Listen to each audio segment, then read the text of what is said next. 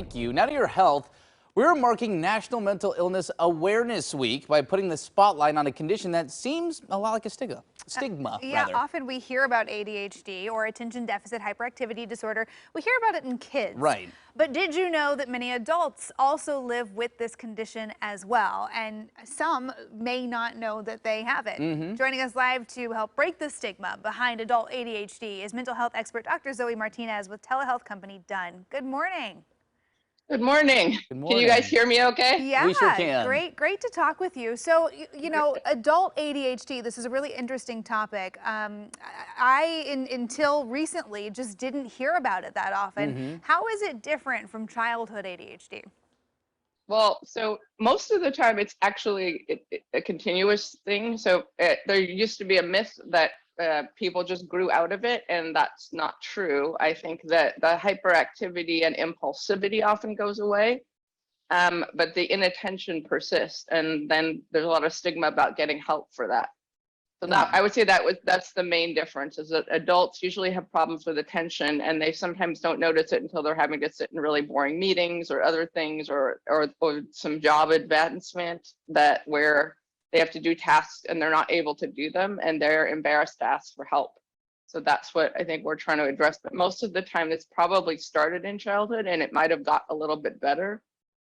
So I'll let you guys, I don't know if you have other questions. Yeah, absolutely. Well, one question for me is, how different is it to maybe either work through that or treat it as an adult or as a kid? Because I remember, at least, and you know, this is obviously decades ago, but I think about when it was kind of more noticed that whether ADD or ADHD was a thing among kids. You know, there were meds for that. There was kind of it was a new thing. Kids of the 90s, right? It's been out of control. They go to the doctor, they get a prescription, and you come back with Ritalin, is what I remember. You know, and so I just remember that being a thing. You know, 25 years ago. Yeah. How different is treatment for this now, and especially with adults?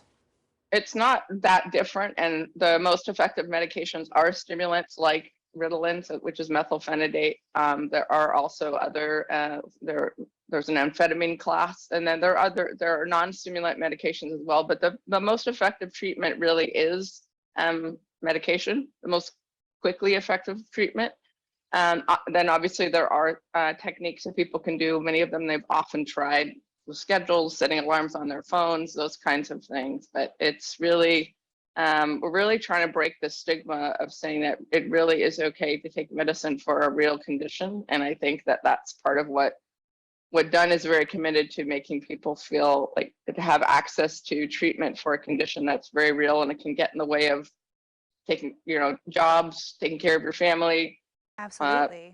Yeah. So, well, one of the things that, you know, and I've talked about this on the show before too, with my own struggles with depression and anxiety, actually being diagnosed, having a name to put on the symptoms I was experiencing, and then being able to develop a treatment plan going forward was life-changing for me. And I think people who find themselves in the situation struggling and maybe can't put a name on ADHD, or often, you know, some of the other mental illness that can tie in with it. We typically see it present with more than one issue sometimes. So what do you see with people when they're able to actually diagnose and treat and really label what they're experiencing? How does that help people?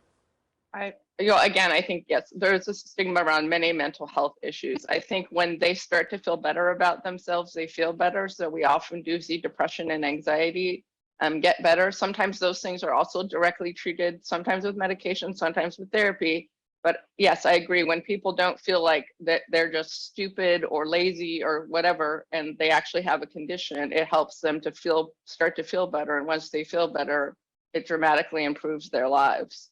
We could imagine there's clarity with that, maybe some validation with that. You know, that makes a lot of sense. And to have access, you know, with companies like Done to telehealth to say, hey, yeah, this is what you're doing, this is how we can treat it. Here you go. Yeah. It can be and we're mostly treating people who are, for the largely high functioning, sometimes in school, sometimes working, but they're just not at their optimal performance. And so we're really trying to help everyone to be their best self, and then to give them validation that this is something real.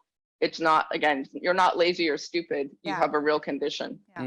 Well, Dr. Zoe Martinez, great stuff. Thank you for sharing your expertise with us, expertise with us this morning. I really appreciate your time. Right. Bye. Have a good day. You do the same. And to learn more about adult ADHD and the help that's out there for those living with it, you can go to this website. That's donefirst.com.